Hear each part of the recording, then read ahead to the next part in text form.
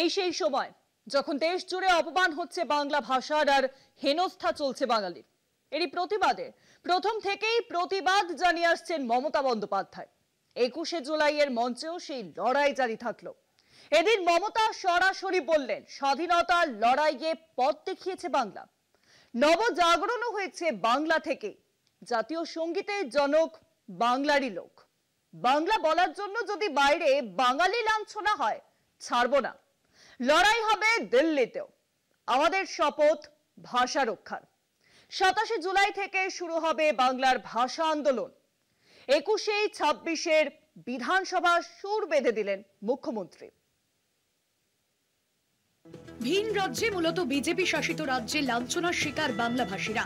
বাংলা বললেই বাংলাদেশি তকমা দিয়ে হেনস্থা করা হচ্ছে বাংলার পরিযায়ী শ্রমিকদের। এমনকি জোর জবরদস্তি বাংলাদেশেও ফেরত পাঠিয়ে দেওয়া হচ্ছে। কার্যত বাংলা ভাষার উপর সন্ত্রাস চলছে, মন্তব্য মমতার। বাংলা ভাষার উপর চলছে বিরাট সন্ত্রাস। বাংলা ভাষায় কথা বলা নাকি যাবে না। কে মাছ খাবে, কে মাংস খাবে, কে ডিম খাবে, কার মাথা খাবে, সব ওরা ঠিক করে দিচ্ছেন। এত সহজ নয়। বাংলা এসব মানবে না। সব মানুষের অধিকার এখানে সংরক্ষিত হবে। বাংলার বাইরে বাঙালি হেনস্থা বন্ধে মুখ্য সচিবকে প্রশাসনিক স্তরে হস্তক্ষেপের নির্দেশ দিয়েছিলেন মুখ্যমন্ত্রী। এবার 21শে জুলাইয়ের মঞ্চ থেকে সরাসরি আন্দোলনের হুঁশিয়ারি তৃণমূল নেত্রীর। মমতার ঘোষণা, 27শে জুলাই থেকে ভাষা আন্দোলন শুরু হবে বাংলায়। জেলা থেকে শহর সর্বত্র আন্দোলন গড়ে তুলতে হবে তৃণমূলের কর্মীদের।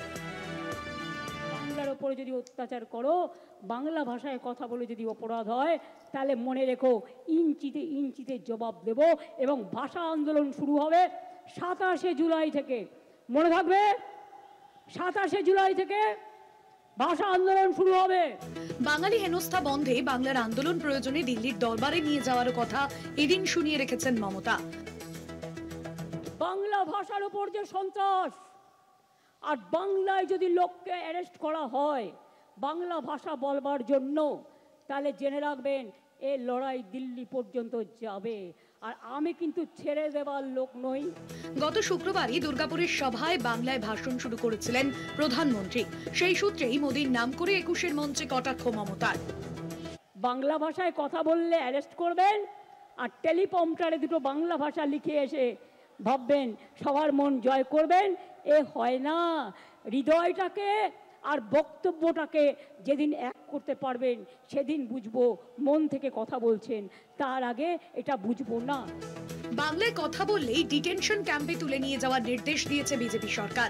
প্রামাণ্য নথি তুলে ধরে মমতার নিশানায় কেন্দ্র।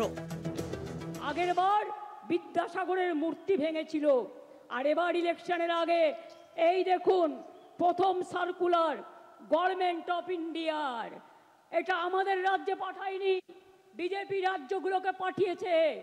যে 101 মাসের জন্য যাকেই সন্দেহ হবে 1 মাস জেলে আটকে রাখতে পারবে, ডিটেনশন ক্যাম্প করে এবং হোল্ডিং ক্যাম্প করে। এটা হচ্ছে তার নোটিফিকেশন।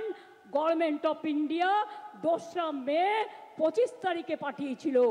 মমতার সুরে সুর মিলিয়ে বিজেপিকে বাংলা খোটা তৃণমূলের সর্বভারতীয় সাধারণ সম্পাদক অভিষেক বন্দ্যোপাধ্যায়েরও।